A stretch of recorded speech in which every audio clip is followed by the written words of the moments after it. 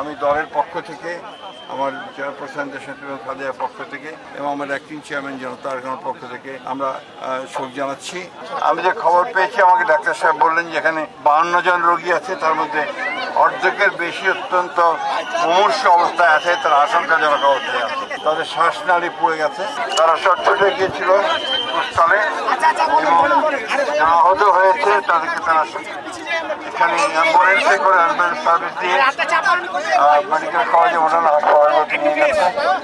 আমি এখন এখানে এসেছিলাম, আমি যে খবর পেয়েছি, আমাকে ডাক্তার সাহেব বললেন যে এখানে 52 জন রোগী আছে, তার মধ্যে অর্ধেকের বেশি অত্যন্ত মুমূর্ষ অবস্থায় আছে, তারা আশঙ্কাজনক অবস্থায় আছে, তাদের শ্বাসনালী পুড়ে গেছে। তারা আশঙ্কা করছে যে এটার জন্য সময় লাগতে পারে অথবা ফ্যাটাল কিছু করতে পারে।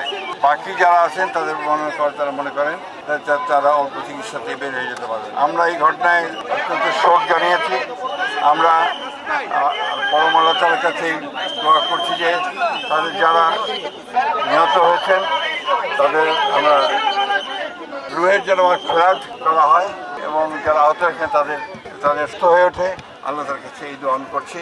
আমি দলের পক্ষ থেকে, আমার চেয়ারপারসন দেশনেত্রী খালেদার পক্ষ থেকে এবং আমার অ্যাক্টিং চেয়ারম্যান জনতা আরকানের পক্ষ থেকে আমরা শোক জানাচ্ছি এবং এটা হচ্ছে যে এই ধরনের দুর্ঘটনা যেন ভবিষ্যতে না হয় সে ব্যাপারে সংশ্লিষ্ট সকলকে আরও সতর্ক থাকা উচিত বলে